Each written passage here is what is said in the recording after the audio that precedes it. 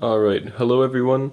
Today we're going to be doing a quick comparison of the Seiko SARB065 and the Seiko SARB033. Now these are two watches from the same line. They do both use the same movement, but they do have a couple differences, so if you're thinking about buying either one, this video can give you a little insight.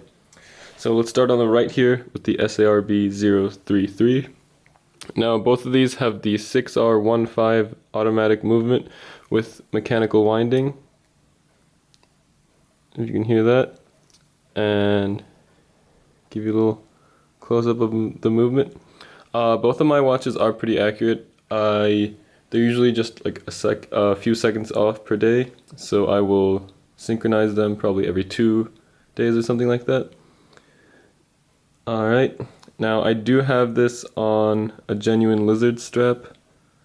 This did originally come with this stainless steel bracelet, just not something that I would usually wear, so just keep that in mind. Alright, now let's talk about this watch. So this has the black dial, as you can see. It's got the date on the right at the 3 o'clock position.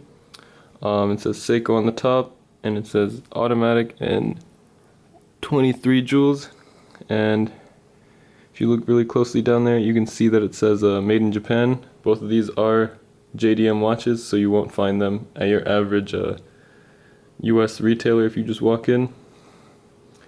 And one of the cool things about this watch that you really don't notice until you own it is the little second marks going around the outside here. They just add a really nice touch, and it's a nice subtle touch that you can notice. And you've got 2 sword hands, and the second hand is more of a needle type. And this watch does have a pretty decent lume. It doesn't last the longest if it hasn't been exposed to direct sunlight all day, but it does the trick. Now this watch is about 11 millimeters thick and 38 millimeters without the crown. So the SARB065 is just a little bigger, but I will give you one more quick look at this watch before we move on to the next one. Alright, let's put this one down. Now this is the SARB065. This is definitely more of a watch that's out there compared to the other one. I do have this just on a leather strap. The original strap that it came with was very stiff. It didn't break in too well, and I don't know if you can see, but it does have blue stitching and a deployment clasp. So it was actually pretty cool to use, but it just didn't work right for me. Now if we move on to the watch, you can see that this has that beautiful white sunburst dial. Yeah, you can see it in the light there. This watch is a little thicker. This is about 13 millimeters. And one thing I should mention is that this watch is using Hardlex glass, where the SARB033 is using sapphire. So this one will be a little more scratch resistant, but more prone to shattering, as far as I know. And this one will be more prone to scratches but wouldn't shatter as easily, but I think they're fairly close. So this does have that domed crystal, and like the other one, this does have the same movement, mechanical winding and hacking. So what I mean by hacking is when you pull this out, the second hand will stop so you can synchronize it very accurately.